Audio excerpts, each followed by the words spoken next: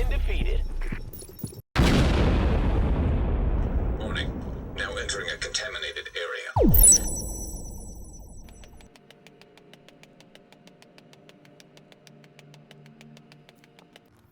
Hey, what is up everyone? The LDB is back at it again, coming at you today with a special build in celebration of hitting my goal of 5,000 subscribers. Honestly, I really don't even know what to say at this point other than thank you all so much. I really never thought I was going to get to this point. I'm kind of at a loss of words here. I mean, 5,000 people is a lot. So thank you all sincerely for all of the support, all of the positive and constructive feedback. LDB Gaming would not be here without you. And I cannot wait to see you all in Washington. So here is to 10K. Now, really quick before I get into the build, I'll make this short and sweet, but I would like to give a big shout out to a couple of my biggest supporters.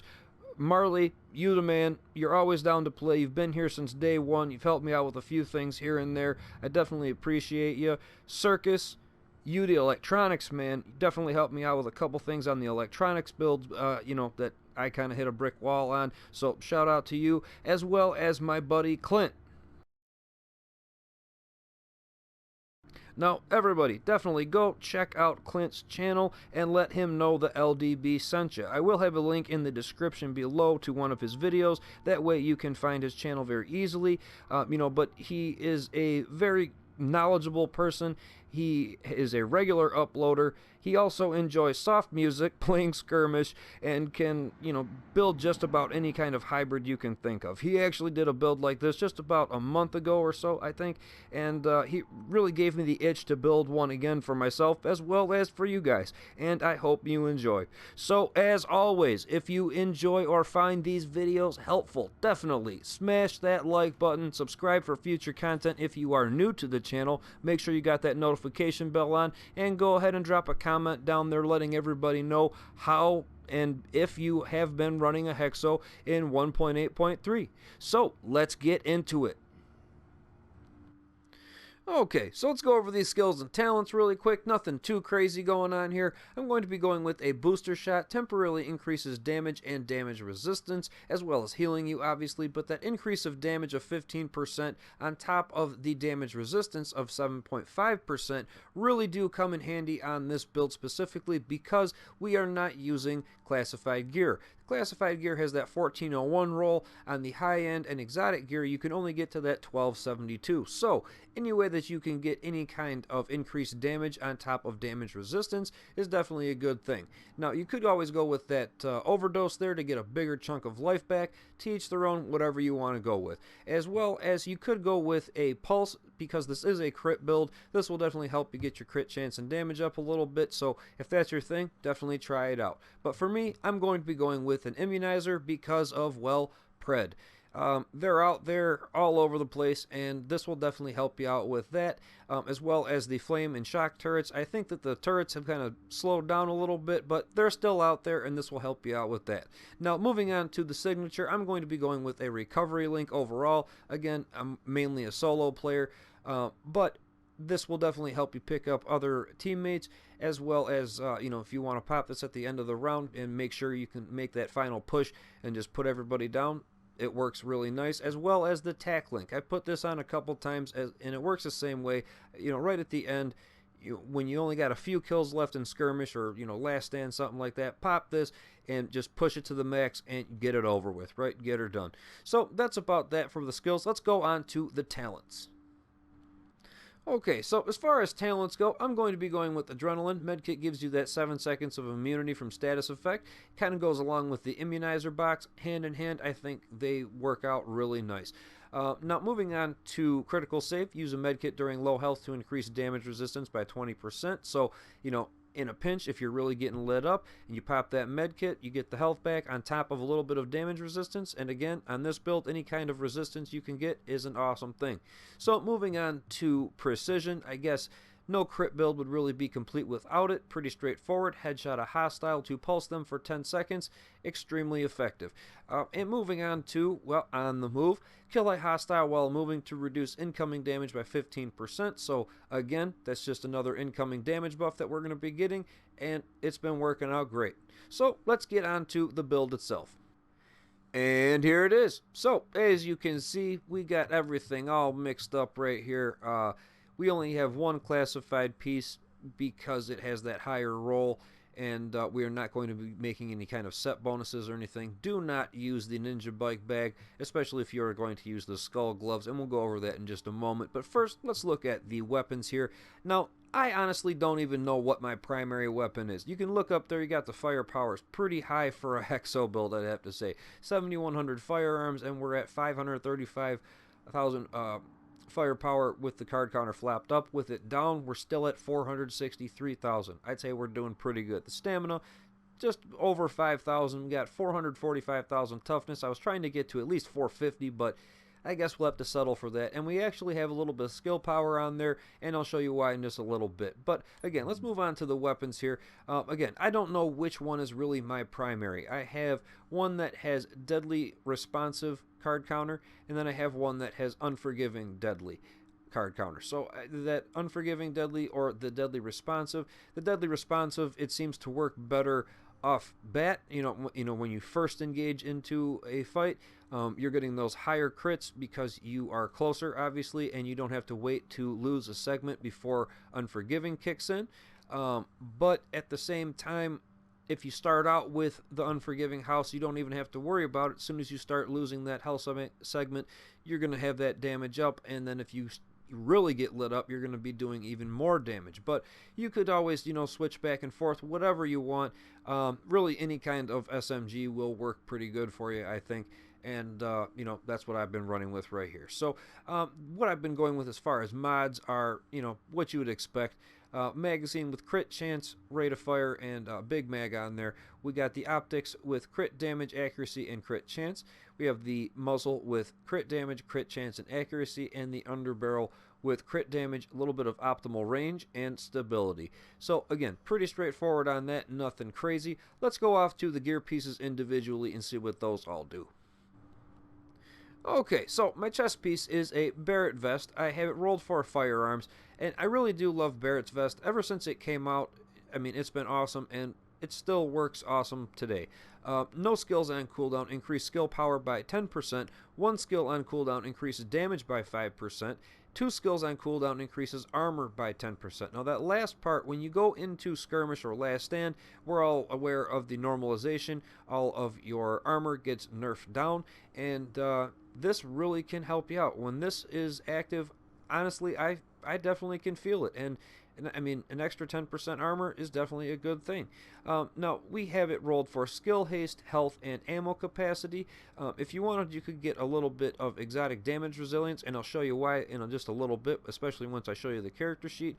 But that skill, haste, health, ammo is where it's at for me right now, and I have two firearms with health mods on there. Got to get that health up as much as you can. If you can get away using the crit chance mods, teach their own, that's awesome. But for me, it's all about keeping that health up because, again, we are not having those super high rolls on these pieces. So get that health up as much as you can. Now, moving on to the mask here. It is a Pharaoh mask. It is rolled for stamina, and Pharaoh is awesome because user can run and shoot their weapon while burning. And this really kind of throws people off guard when you basically don't burn. You just kind of run right through their flame turret and just start shooting them in the face. They don't like it, and again, it catches them off guard. I really like this. You could always go with, per se, what do I got going on down here? I got a rejuvenated. Consuming a med kit increases all resistance by 40% for 10 seconds. That's a good one. Tenacious, increased damage by 10% for 10 seconds when using a med kit. Even rehabilitated, heals 2% every second during status effect. Those are all good ones as well, but for me, I really like just running right through that fire. Since I hate fire, this is a good one for me. Now, we have crit chance and burn resistance on there. So, again, that burn resistance on something that you can run through fire with, hey, that's a good thing right there. We have a firearms with health mod on there. Now, moving on to the knee pads, they are short bow. These are rolled for firearms, and these are amazing as well because the fuse time on grenades is reduced to 0.2 seconds. I am loving it. Again, It's all about throwing them off guard with this build. You throw a grenade at them, they think they got enough time, but they don't. And as long as you can put it right in their lap, they're going to take full impact of that, and then, force them to pop a med kit while you're shooting them in the face, and it works out awesome. We have it rolled for crit chance, disrupt, bleed, and burn resistance. So we got pretty good resistances going on there. I wish that disrupt would have been shock, but overall, we're doing pretty good. And as far as the mod go, I have a firearm with health mod on there and a 6% first aid self-heal. On this build, again, being a little bit soft, you want your first aid to help you out whenever you pop it, and those 6%ers will definitely help you out with that.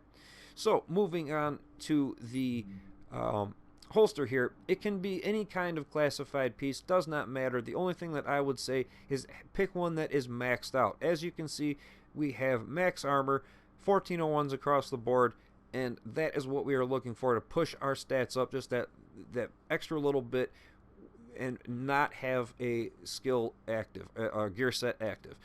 This is rolled for crit chance, and we have a 6% first aid self-heal on there as well. Now, the gloves here, this is kind of like the icing on the cake here. They are the Skull MC gloves. We have them rolled for stamina. And what they do is damage is increased by 16% when no set bonuses are active. I mean, pretty straightforward there. Damage increase 16% when you don't have any bonuses active. So as long as you do not have a ninja bike bag on and then have, the alpha bridge like I have down here, it will not be active. You will not get the second, gear set piece going for alpha bridge, and you will just get a raw 16% up. I mean, that is amazing. And especially when you pair this with a booster shot of 15% damage up, I mean, this is awesome. This is definitely awesome. We have SMG damage, crit damage, and crit chance on there. So, again, pretty straightforward, what you would expect for a crit build. And we have a specialized backpack. I have always loved the specialized backpack. It is rolled for firearms, adds 200% of firearms and stamina to your skill power. So, as you can see, skill power is at 125. Perfect, right there at that soft cap there, right where you want to be at, and it's working out awesome. It is rolled for crit damage, and we have more bleed resist on there, and we have a stamina with health mod with 2 more 6% first aid self-heals. So, that's about that. That's the build in itself. Let's go over to the character sheet and check that out. Okay, so one more time just to recap, we got the firearms at 7,100, we got the stamina at 5,300, and the electronics at 2,900.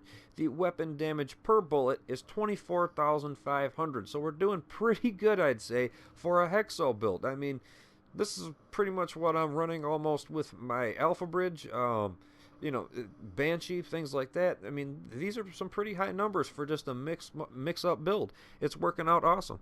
Now, as far as the crit chance and damage goes, we're doing pretty good there. We got 46% chance. If I would have put the crit chance mods on there, that'd be another 5% up, but again, 46% is still working out nice. Now, as far as the crit damage goes, 132%, so when it lands, it's definitely going to hurt them. We got a little bit of accuracy, stability, a range 17 meters, so that's not too bad for an SMG. Moving on, we have the all weapons damage bonus of 16% right there, and that's, again, coming from those gloves.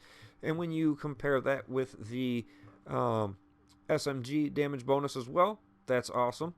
Moving on, we don't have any health on a kill or anything going on there. Skill power, 125,000, and we have 9% skill haste. Nothing crazy, but just a little bit to kind of push you to try to get that signature back as fast as possible, things like that, and it's been working out pretty good. So moving on to survivability, 445,000, toughness here, and the max health is over 300,000, just over. That's what I'm talking about. We are still pretty squishy for being over 5,000 stamina, so keep that in the back of your head, but at the same time with all of the health mods and things like that, the way you stack it, it's been working out really nice. Now, I'm getting there as far as optimizing it. I did it a little bit, but not fully. We're at 32.1 as far as the armor goes. Health regen, nothing crazy. Now, down here, this is where it gets pretty good. The bleed resistance, 50%, and the burn resistance of 50%. And we got that disrupt we don't got the shock. Again, that's why I wish that disrupt was the shock. That would have been perfect with those other, the 50% burn and the 50% bleed. Now, this is why I was saying if you can get a little bit of EDR on there as well, that will definitely help you out. I mean, even a little bit, 10% is better than 0. I just don't have a Barrett vest that I could roll to put that on there. Overall, it's been working out really nice with that bleed and the burn up, and it is what it is, guys. So that's about that. I really hope you enjoyed this video, took something away from it. And again, shout out to all of my subscribers. You guys are amazing. I really do appreciate every single one of you. And LDB Gaming is not going anywhere, and I cannot wait to see you in Washington. So until next time, guys, I hope you take it easy. I will see you then. Later.